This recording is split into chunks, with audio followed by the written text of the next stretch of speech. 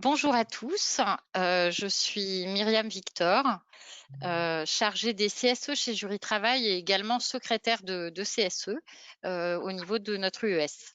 Bienvenue à tous et toutes pour cette webconférence à destination des élus de CSE et des chefs d'entreprise et également des responsables RH qui ont été nombreux à s'inscrire. Quelques mots pour présenter Jury Travail à ceux qui ne nous connaîtraient pas. Jury Travail est le leader de l'information juridique en ligne.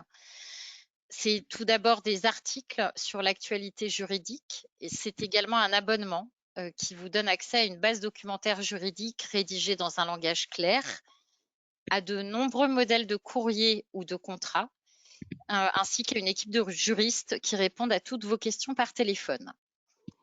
C'est également un réseau d'avocats auquel appartient maître Anne-Laure Bélanger, avocate au barreau de Nantes, que nous avons le plaisir d'accueillir aujourd'hui. Bonjour à vous, maître, et merci d'être parmi nous. Bonjour, je vous remercie pour votre invitation, c'est un plaisir pour moi. Pour cette webconférence, nous avons également souhaité faire appel à l'expertise du cabinet Présence Conseil, qui accompagne tout type de structure sur des sujets de qualité de vie au travail et d'impact psychosociaux partout en France. J'ai donc le plaisir d'accueillir et de vous présenter Madame Bérangère Ittinger, psychologue du travail et docteur en ergonomie du cabinet Présence Conseil. Bienvenue à vous, Bérangère. Merci beaucoup pour votre invitation. Bonjour à toutes et à tous. Comme d'habitude, nous avions mis à votre disposition un formulaire en amont de cette webconférence afin de vous permettre de poser toutes vos questions. Donc, nous les avons transmises à Maître Bélanger et à Bérangère Ittinger. Elles vont donc y répondre au cours de cette webconférence. Nous avons prévu 45 minutes pour la durée de cette webconférence et nous allons essayer de nous y tenir. Si vous souhaitez poser des questions, Alice et Alexandra, deux de nos juristes, sont chargés de vous aiguiller vers des articles ou dossiers de notre site dans la fenêtre de chat. Vous pouvez y accéder via la barre de configuration, excusez-moi, qui doit apparaître soit en bas, soit sur le côté avec une petite main en logo. Et si vous avez besoin de conseils juridiques, je vous invite à contacter Maître Bélanger, dont vous voyez les coordonnées sur la présentation. Vous y trouverez également les coordonnées du cabinet Présence Conseil.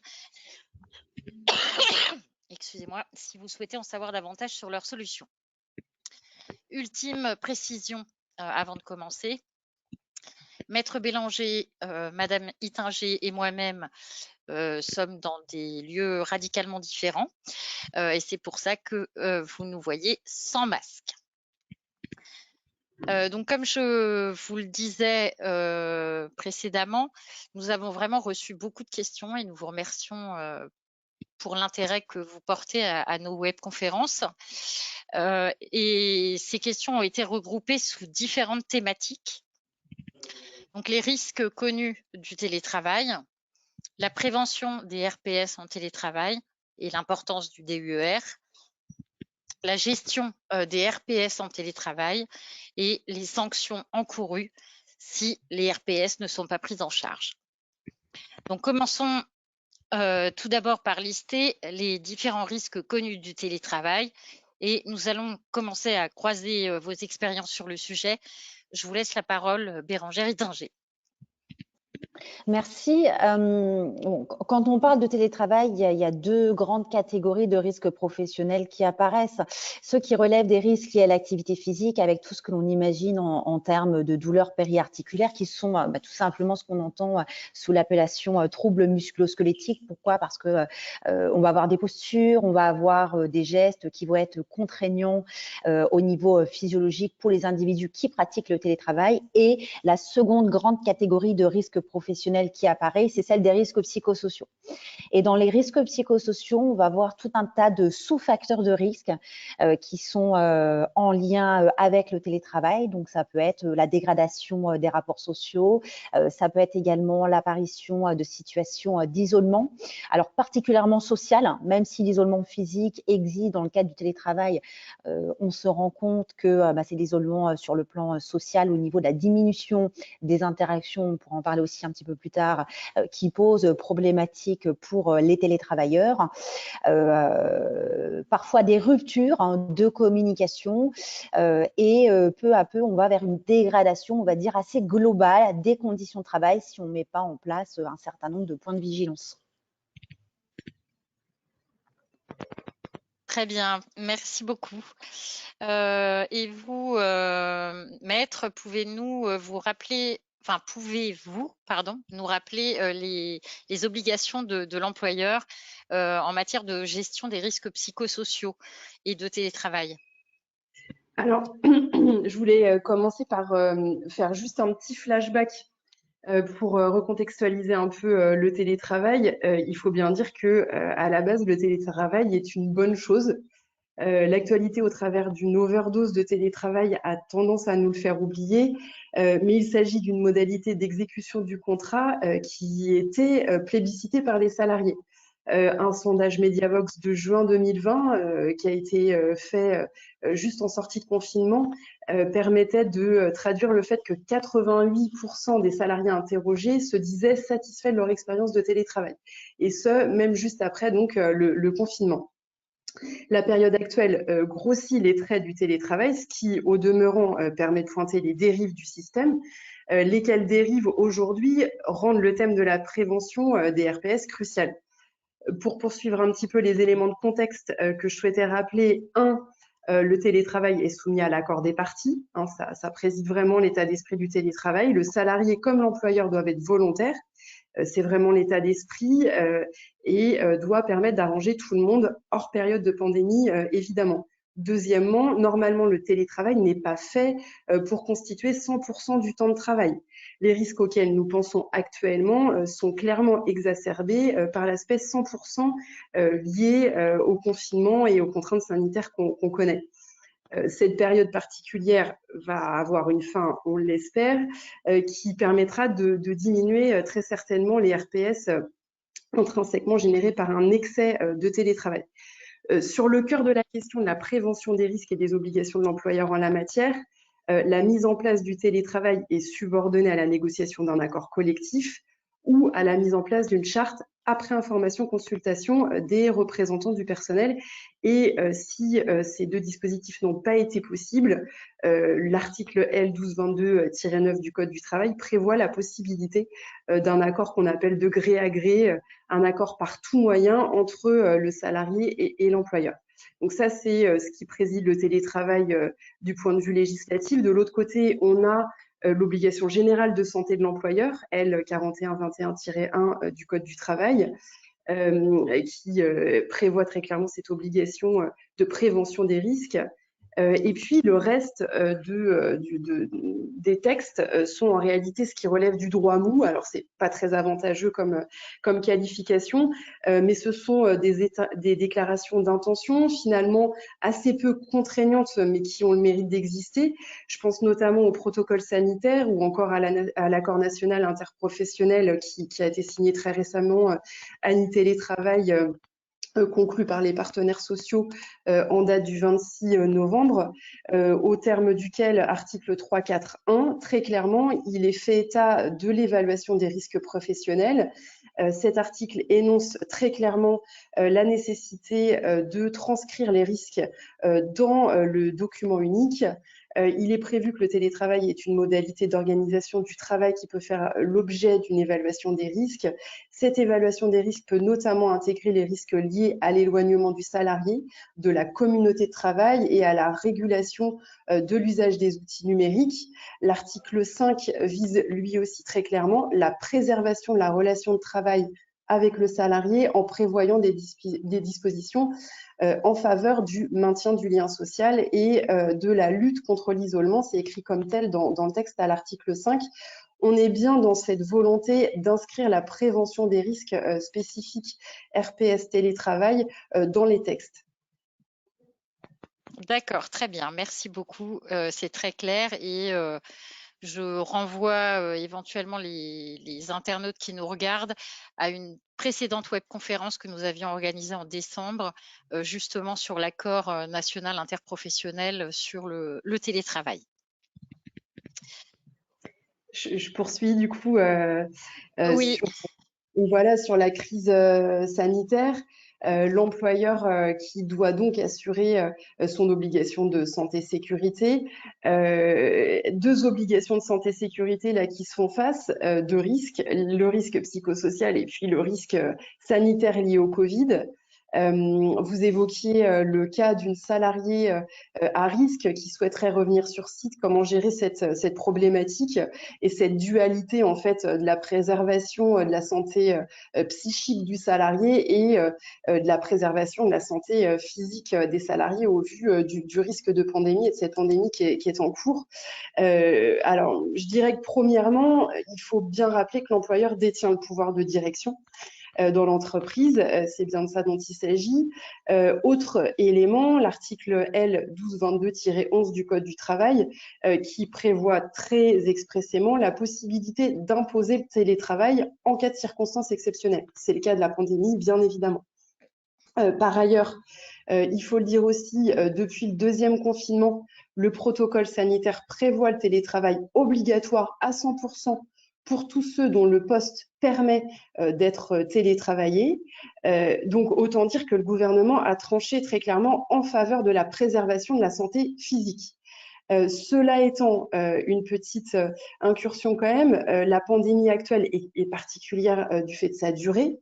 Le gouvernement estime avoir pris la mesure de la difficulté suscitée par le télétravail à 100%. Cela en plus pendant des mois, puisque on a assisté à une modification du protocole sanitaire national. 6 janvier dernier, on voit apparaître dans le protocole national une incursion d'une possibilité pour les télétravailleurs à 100% de manifester auprès de l'employeur sa volonté de revenir une journée par semaine sur site. Un petit bémol à ça, le Conseil d'État, le 19 octobre 2020 dernier, rappelait que le protocole national n'avait aucun caractère normatif. On est donc sur quelque chose qui n'est pas vraiment contraignant pour l'employeur. On a assisté à des employeurs qui, à l'inverse opposé de ce qu'on vient d'évoquer, on a tous connu des entreprises qui refusaient, elles, pour le coup, de télétravailler alors qu'une partie des postes le permettait. Si l'entreprise respecte le protocole sanitaire, là, aucune sanction n'est prévue. Il est donc compliqué pour un salarié d'imposer son télétravail ou son retour sur site. Il n'y a pas vraiment de sanction si l'employeur refuse de faire venir une journée par semaine le télétravailleur ou si, au contraire, il refuse de placer en télétravail des postes qui le permettraient. Et je terminerai en soulignant le rôle que peuvent jouer les services de santé au travail pour accompagner ces diverses démarches. Oui, tout à fait. Ne jamais oublier que la médecine du travail est vraiment l'allié des salariés. Tout à fait. Donc, parlons maintenant de la prévention des RPS et commençons tout d'abord par sa transcription dans le document unique d'évaluation des risques, hein, le DUER. Maître, est-il obligatoire de faire figurer ces risques dans le DUER, pardon, et comment les intégrer à ce document? Alors, sur le document unique, je dirais que on n'a pas d'obligation textuelle qui viendrait flécher très directement la prévention des risques, les RPS, le télétravail. Cela étant, dans le cadre de son obligation de santé et de sécurité, pour repartir un tout petit peu au-dessus de tout ça, je rappelle l'article 4121-1 du Code du travail. L'employeur a une obligation de prévention, c'est-à-dire une obligation de mettre en œuvre des moyens de prévention visant à éviter la réalisation du risque professionnel, parmi lesquels figurent évidemment les RPS. Cette obligation de prévention passe nécessairement par une phase d'évaluation des risques professionnels au sein de l'entreprise. phase d'évaluation transcrite au sein du document unique des UER. Le document unique est en fait un document généralement présenté sous forme de tableau. Vous devriez avoir un petit exemple sous les yeux. Donc, le tableau fait apparaître le cheminement de l'évaluation du risque. Premièrement, une colonne, par exemple, qui indiquerait le risque identifié au sein de l'entreprise. Ici, par exemple, travailler sur un écran. Une colonne ensuite qui identifierait la nature du risque ou plus largement le dommage susceptible d'être causé.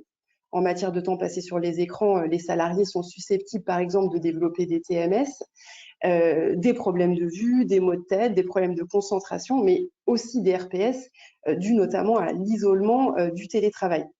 Puis une colonne qui indique les salariés susceptibles d'être concernés, télétravail, salariés ayant des tâches bureaucratiques, etc. Une colonne évaluant la dangerosité du risque. En l'espèce, sur une échelle de 1 à 5, on pourrait évaluer le risque physique et psychologique à 2 sur 5, par exemple, par rapport à un salarié qui serait exposé sur un chantier à un risque de prendre un objet sur la tête, où là, on serait plutôt aux alentours d'un 4 sur 5. Puis une colonne qui fait état des mesures de prévention existantes pour parer la réalisation du risque professionnel. Donc, dans notre cas de figure, pour revenir à cet exemple-là, travail sur écran, une mesure déjà en place dans l'entreprise pourrait être, par exemple, la possibilité pour le salarié de solliciter du matériel ergonomique. Et enfin, une colonne qui prévoit les mesures de prévention qu'il faudrait mettre en place. Dans le cas de notre entreprise fictive, elle pourrait par exemple proposer une prise en charge de fauteuils ergonomiques pour les télétravailleurs ou encore développer des moyens informatiques ou présentiels permettant d'éviter l'isolement des télétravailleurs. Ce dispositif présente divers avantages dont les salariés et le représentant du personnel peuvent s'emparer pour que la santé au travail soit préservée. D'abord, s'il est bien construit, il permet d'éviter le risque professionnel. Il préserve donc la santé des salariés dans le cadre de leur activité professionnelle. Ensuite, parce qu'il s'agit d'une obligation légale, tout simplement, de le mettre en place. Je fais référence à l'article R4121 du Code du travail. L'employeur peut clairement engager sa responsabilité et être sanctionné s'il ne met pas en place. C'est une contravention qui est prévue par les textes. Et être sanctionné s'il ne tire pas les conséquences de ce qu'il constate. Car oui, le document unique peut présenter un atout pour les salariés en cas de réalisation du risque, c'est notamment la thématique de la preuve. Si le risque visé dans le document unique se réalise, ça signifie que l'employeur n'a pas mis en œuvre les moyens de prévention qu'il avait identifiés et à tout le moins qu'il a échoué dans l'évaluation du risque professionnel.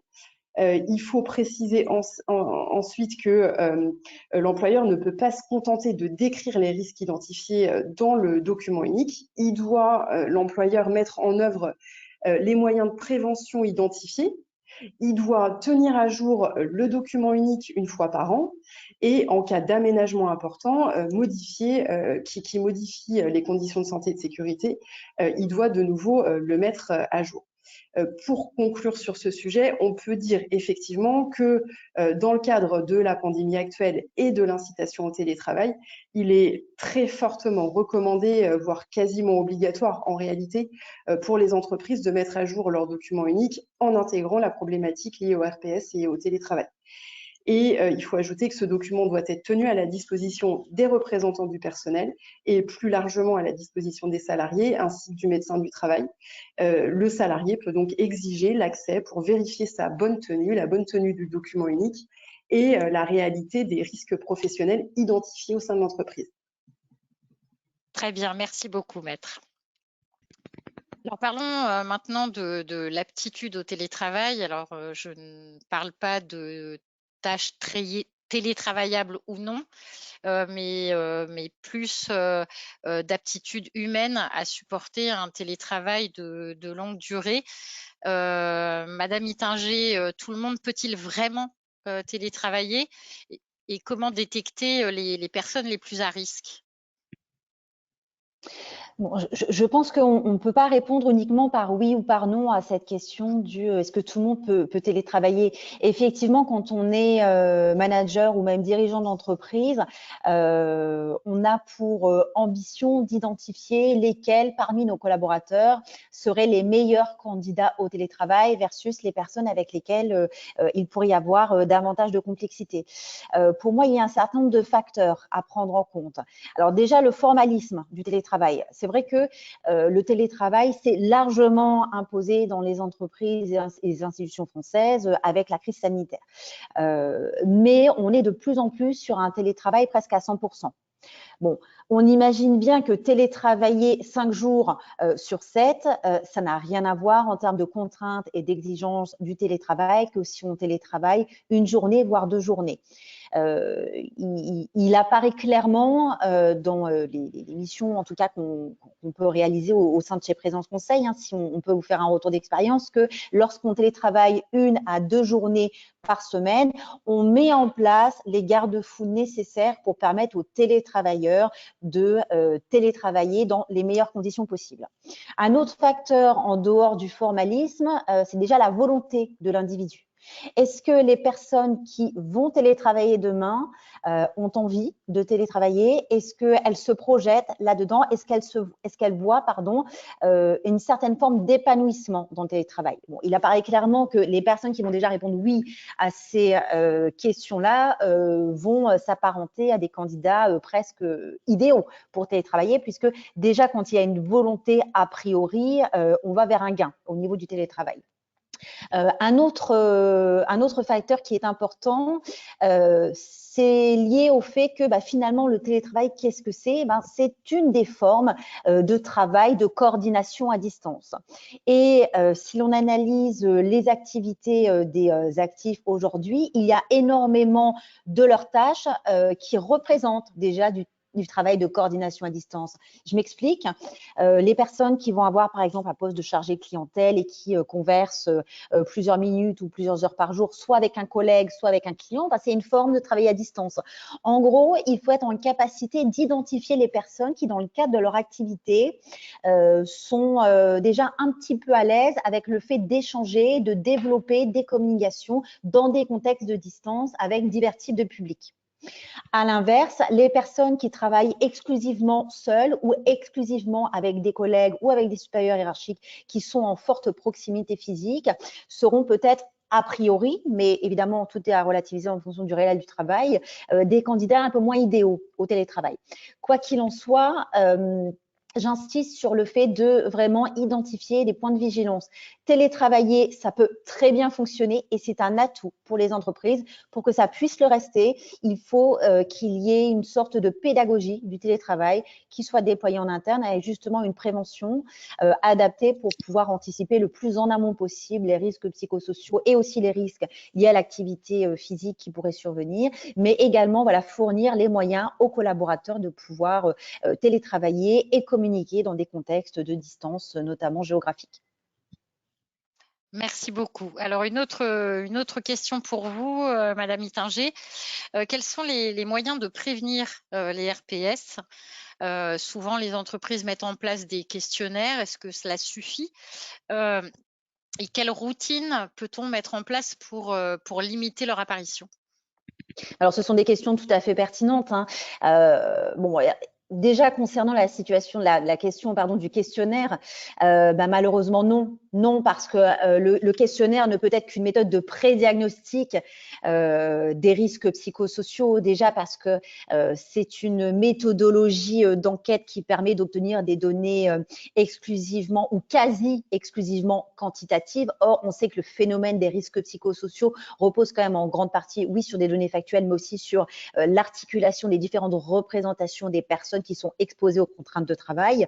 Et d'autre part, mis à part, si on fait passer des questionnaires sur un effectif, sur une population extrêmement importante, 1000, 2000, voire davantage de personnes, on peut avoir des tendances intéressantes. Mais quand on est sur des effectifs plus réduits, là, il faut vraiment s'en tenir au fait que le questionnaire, oui, il peut être utilisé, mais seulement comme une étape préliminaire. Préliminaire à quoi? Une démarche peut-être d'enquête un petit peu plus complète, comme par exemple eh bien, des entretiens individuels menés avec les collaborateurs, notamment voilà, dans un contexte de télétravail, donc d'appréhension des RPS, dans un contexte de télétravail, échanger avec les personnes qui vont télétravailler demain ou qui télétravaillent déjà pour pouvoir avoir une idée de cet écart des représentations interindividuelles. Et puis d'autre part, pourquoi pas mettre en place des ateliers collectifs où il s'agirait de faire travailler les collaborateurs sur des thématiques très particulières en lien avec les risques psychosociaux. Ça peut être la complexité du travail, ça peut être l'organisation opérationnelle, c'est-à-dire pratico-pratique du travail, ça peut être l'équilibre vie privée, vie professionnelle. En gros, plus on va creuser, plus on va aller en profondeur sur ces sujets, plus on va obtenir des données fiables qui seront comparables entre elles et qui nous permettront aussi aux dirigeants d'entreprise de s'éloigner de la simple récolte de données à travers le questionnaire ou l'échelle. Très bien, merci beaucoup. Dernière question sur le sujet, et cette fois-ci c'est pour vous, Maître Bélanger. Conseilleriez-vous d'inscrire dans l'accord télétravail ou dans la charte télétravail les dispositions prises par l'entreprise dans le cadre de la prévention des RPS? Alors, non seulement je le conseille, mais il y a une partie de ça en réalité qui est obligatoire. C'est-à-dire que quand on regarde le texte de l'article L1222-9 du Code du travail, notamment dans son point numéro 2, très clairement, on vise, petit point numéro 3, les modalités de contrôle du temps de travail et de régulation de la charge de travail. Et petit 4, la détermination des plages horaires durant lesquelles l'employeur peut habituellement contacter le salarié en télétravail, qui sont très clairement, qui relèvent d'une démarche de prévention des risques psychosociaux. Donc, je le conseille, mais il faut le mettre sous ces aspects-là, en tout cas sous ces rubriques-là. Il faut pouvoir retrouver ces éléments-là dans l'accord qui va être négocié par les partenaires sociaux. Ou dans la charte qui va faire l'objet d'une information, consultation des représentants du personnel. On peut imaginer aussi l'indication de la nécessaire mise à jour du document unique qui, là, procéderait d'une démarche intéressante pour les négociateurs. Et puis, de façon peut-être plus globale, dans cette volonté d'avoir des accords qui soient en phase avec l'évaluation des risques psychosociaux, moi, je vous conseille d'aller faire un petit tour sur le site de l'ANACT et de l'INRS. Ils ont mis en place des kits de négociation pour être vraiment en phase avec ces thématiques-là, et ça peut être extrêmement intéressant pour alimenter les accords et en respectant cette prévention. J'ajoute également que sur le site Jury Travail, vous trouverez également un modèle d'accord de télétravail. Malheureusement, donc la prévention ne suffit pas toujours.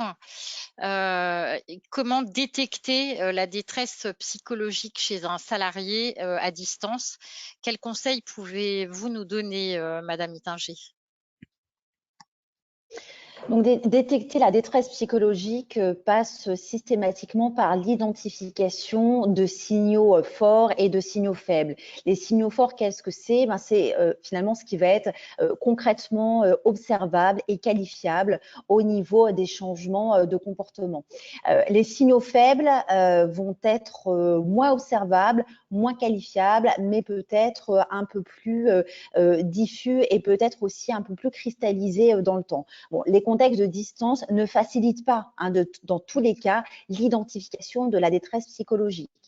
Bon, il y a plusieurs manières de faire. Donc, quand on est soit manager, soit dirigeant d'entreprise, soit tout simplement collaborateur, mais où on se sent particulièrement investi par une mission de prévention, donc cette fois pas primaire, mais tertiaire, parce que quand détresse psychologique il y a, ça veut dire que troubles psychosociaux peut-être existent déjà. Donc, on est vraiment sur ce côté, je dirais, tertiaire de la prévention. On va pouvoir s'attarder sur ce qu'on va appeler l'avant-après, c'est-à-dire une personne que l'on a l'habitude de côtoyer au quotidien, par exemple avant la crise sanitaire ou dans le cadre de certaines périodes de déconfinement qu'on a pu vivre, qui semblaient fonctionner de telle manière dans ses rapports avec les autres ou dans le cadre de l'exercice du travail, qui va se comporter de manière complètement différente, peut-être dans les périodes de confinement, dans les périodes de distance physique, ça peut être un indicateur. Le changement, l'écart qu'il y a doit toujours vous poser question. Ça ne signifie pas qu'on est forcément dans une dégradation avancée de l'individu,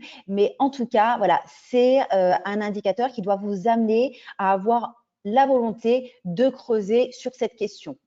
Bon, autre aspect, parce que quelque part, tout le monde est acteur de la prévention, notamment tertiaire, au sein d'une organisation de travail, quelle qu'elle soit. Eh bien, ça peut être l'étude des relations interpersonnelles. Rares sont les profils de collaborateurs qui travaillent exclusivement seuls. Ils sont très souvent insérés au sein d'une équipe, même si les contacts avec cette équipe ne sont pas toujours multipliés dans le cadre de l'exercice de l'activité professionnelle. On peut très bien interroger les collègues sur leurs ressentis, sur leur manière de se percevoir les uns et les autres depuis l'évolution de la crise. Alors, un autre indicateur important, c'est de ne pas considérer une interaction ou un échange comme quelque chose de stable. Les épiphénomènes peuvent exister. L'idée étant de pouvoir se faire une idée sur un laps de temps assez long, par exemple, plusieurs réunions sur un laps de temps d'1 mois, 2 mois, 3 mois, pour voir si telle personne que l'on suspecte être en situation de détresse psychologique, de détresse même émotionnelle, l'est véritablement, ou s'il y a un contexte particulier à un instant T qui fait qu'on a cette sensation de détresse. Il faut pouvoir aller plus loin, parce que la distance va vous permettre de vous poser des questions, mais vous permettra rarement de poser une première forme de diagnostic. L'idée étant peut-être de pouvoir provoquer un échange, une interaction avec la personne que vous identifiez comme étant en difficulté pour pouvoir lui apporter votre aide, ou en tout cas au moins lui proposer et rompre bien souvent l'isolement social dans lequel elle se trouve. Pourquoi? Parce que dans les contextes de distance, détresse psychologique est malheureusement bien trop souvent liée à la distance sociale et à la diminution des interactions sociales et donc à l'isolement. Très bien, merci beaucoup, Madame Ittinger. Maître Bélanger, un bore-out ou un burn-out peuvent-ils être reconnus comme maladie professionnelle? Alors, ça peut être reconnu comme une maladie professionnelle. Les RPS peuvent rentrer dans la qualification maladie pro au titre de la législation des risques professionnels, mais je ne vous cache pas que le chemin est un petit peu plus long que dans les matières classiques qu'on peut connaître, notamment des troubles musculo-squelettiques. En l'occurrence, juste un petit rappel, la maladie professionnelle, c'est une pathologie qui s'est développée par le fait du travail. Typiquement, celles qu'on connaît bien sont les pathologies liées au TMS, justement, de type, par exemple, classique syndrome du canal carpien de la main. Ce sont les maladies professionnelles qui sont les plus fréquemment reconnues. Classiquement, ces pathologies sont inscrites au sein d'un tableau dit de maladie professionnelle. Ces tableaux établissent ce qu'on appelle une présomption d'imputabilité, qui facilite la preuve du lien entre la maladie et le travail. Il existe 98 tableaux de maladies professionnelles qui font les décisions prises par la CPAM. Le gros bémol en matière de RPS, c'est qu'ils ne font pas partie du tableau de présomption des maladies professionnelles. C'est une procédure bien spécifique de reconnaissance qui est prévue par l'article L 461-1 du Code de la sécurité sociale. Il faut que le RPS ou par exemple ce qu'on appellerait le syndrome anxio-dépressif identifié et causé soit le décès de la personne, soit une incapacité permanente prévisible de 25%. Concrètement, ça veut dire que le taux d'incapacité évalué par le médecin conseil de la CPAM va déclencher une mini-procédure dans la procédure de reconnaissance. Le salarié va fournir des éléments médicaux pour pouvoir attester de ce taux d'incapacité permanente prévisible au-delà de 25%. Et une fois que le médecin conseil sera convaincu de ce taux prévisible supérieur à 25%, il va devoir envoyer le dossier auprès de la C2RMP, le comité régional de reconnaissance des maladies professionnelles, qui lui va évaluer si la pathologie a un lien direct et essentiel avec l'activité professionnelle du salarié. Si le lien direct et essentiel est reconnu, le C2RMP rend un avis favorable à la reconnaissance de la maladie professionnelle, lequel avis sera nécessairement suivi par la CPAM.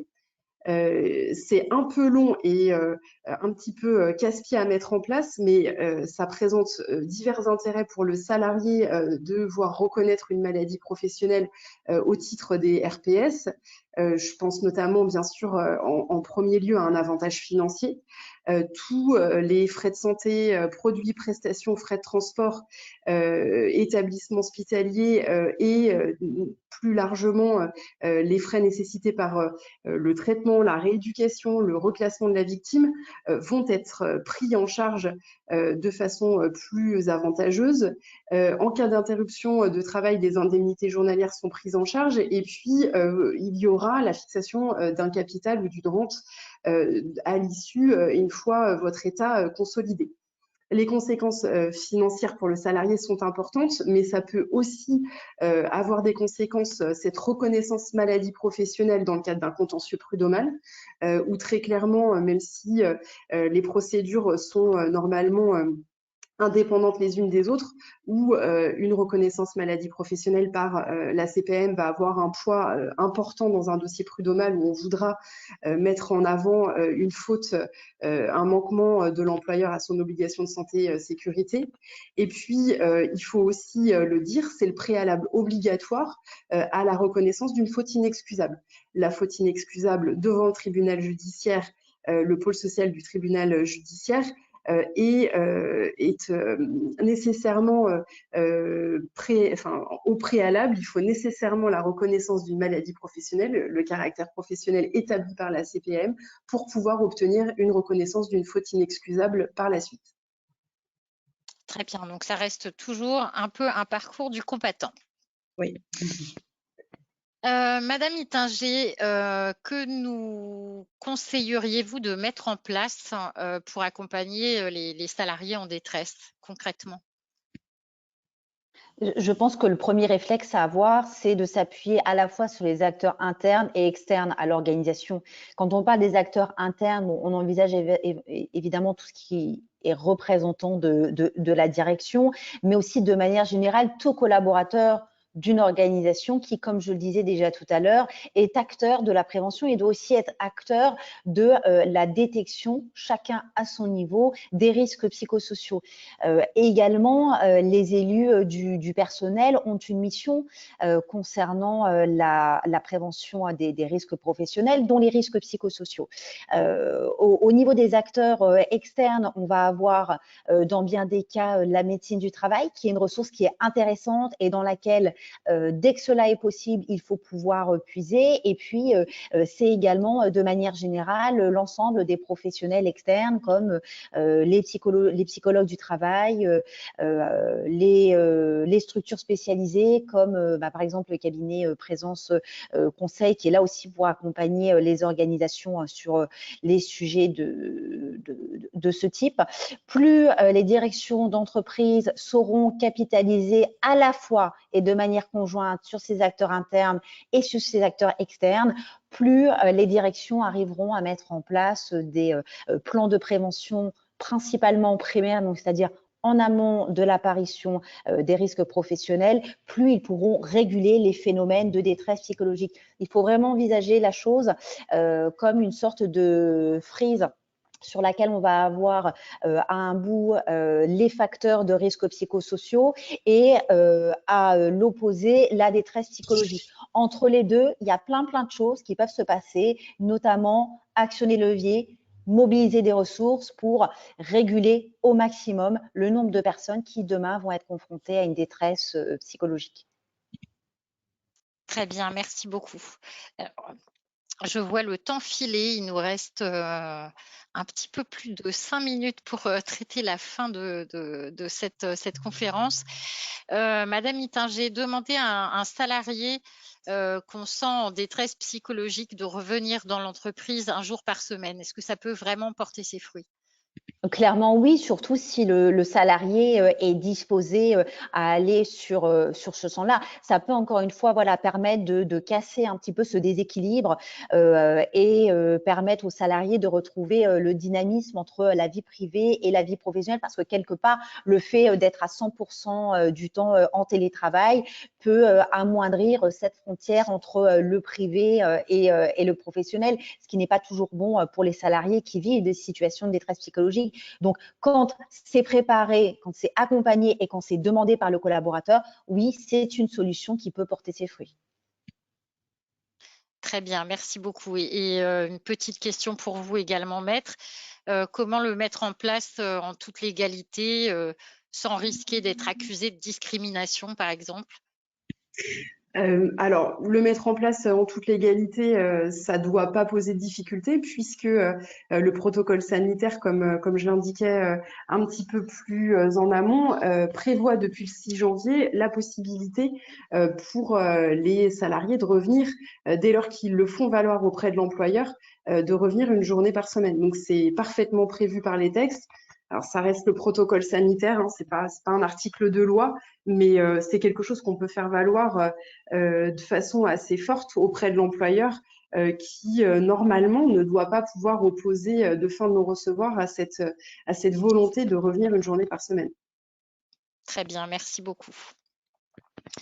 Alors, nous avons des élus de CSE qui sont dans l'auditoire.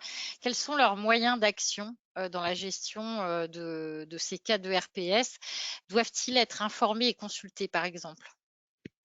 Sur cette question-là, il y a pas mal en fait de moyens d'action et les représentants du personnel sont vraiment un maillon incontournable de cette prévention des RPS et ces actions en matière de risques psychosociaux et de télétravail. De façon assez générale, on remonte un tout petit peu la chaîne des prérogatives des représentants du personnel. Ils ont de toute façon un rôle important à jouer en matière de RPS, de télétravail. L'article L2312-8 énonce une obligation générale d'information-consultation du CSE sur les questions intéressant l'organisation, la gestion et la marge générale de l'entreprise, notamment quand il est question de conditions d'emploi, de travail, notamment de durée du travail et de formation professionnelle, et en cas d'introduction des nouvelles technologies. Tout aménagement modifiant les conditions de santé, sécurité doivent aussi faire l'objet d'une information consultation. Donc très clairement, il est prévu qu'ils soient informés et consultés dans ce genre de circonstances. L'article L2312-9 du Code du travail prévoit des prérogatives spécifiques du CSE en matière de santé et sécurité, et notamment en matière de prévention des risques.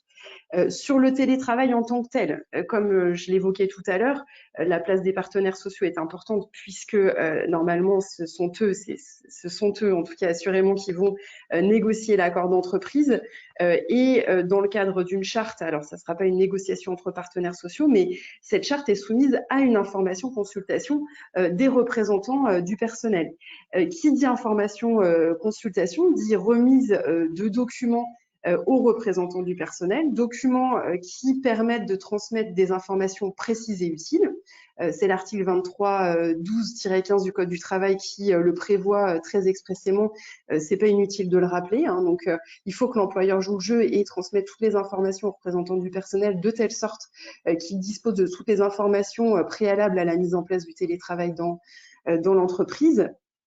Et puis, dans les moyens d'action, je dirais de façon peut-être un petit peu moins formelle, les recommandations qu'on peut donner aux représentants du personnel portent autour de l'élaboration, par exemple, on a survolé cette question-là, mais d'un questionnaire que les représentants du personnel peuvent envoyer auprès des télétravailleurs. C'est un moyen de reprendre contact un peu auprès d'eux, bien qu'ils soient un peu isolés physiquement. Ce questionnaire peut être un bon moyen d'entrer en contact pour les représentants du personnel avec les salariés. On peut aussi penser tout simplement à un point à l'ordre du jour du CSE à ce sujet-là, dès lors qu'on aurait connaissance d'une difficulté ou dès lors qu'il y aurait une nécessité de discuter autour d'une thématique particulière du télétravail. Et puis de façon plus formelle mais très spécifique, là quand vraiment il y a une grosse difficulté, on peut envisager l'expertise pour risque grave ou des procédures de droit d'alerte, danger grave imminent ou atteinte aux droits des personnes, qui sont là des prérogatives fortes des représentants du personnel qui peuvent être actionnés dans ce genre de circonstances si vraiment on est devant une difficulté avérée. Très bien, il va vraiment falloir qu'on accélère. Il nous reste encore quelques questions à aborder et on arrive normalement au terme de la durée prévue initialement. Donc, je m'excuse par avance auprès de nos internautes du dépassement qu'on va faire. Pouvez-vous nous indiquer les recours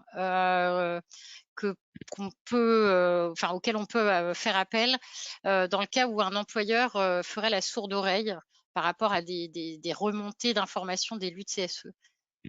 Très rapidement, pour aborder cette question, je pense, oui, effectivement, quand l'employeur fait la sourde oreille à la saisine de l'inspection du travail, qui peut enquêter, qui peut agir en cas de manquement avéré. Je pense au conseil de prud'homme qui peut intervenir à la suite d'un droit d'alerte. Et puis, parce que tout le monde en a entendu parler, je pense à l'arrêt Amazon notamment, qui vous a permis de voir ce que le tribunal judiciaire pouvait faire pour faire cesser des dommages imminents. Il peut arrêter une partie, voire la totalité de l'activité de l'entreprise quand l'employeur fait la sourde oreille sur des injonctions des représentants du personnel et de l'inspection du travail en faveur de la prévention et de la mise en place d'éléments en faveur de la prévention des problèmes psychosociaux ou physiques dans l'entreprise. Très bien, merci beaucoup. Abordons donc maintenant la dernière partie sur les sanctions encourues. Que nous disent les textes de loi sur les sanctions encourues? Et nos internautes nous ont vraiment demandé de spécifier ce qui peut être encouru pour un manager ou pour le dirigeant d'entreprise.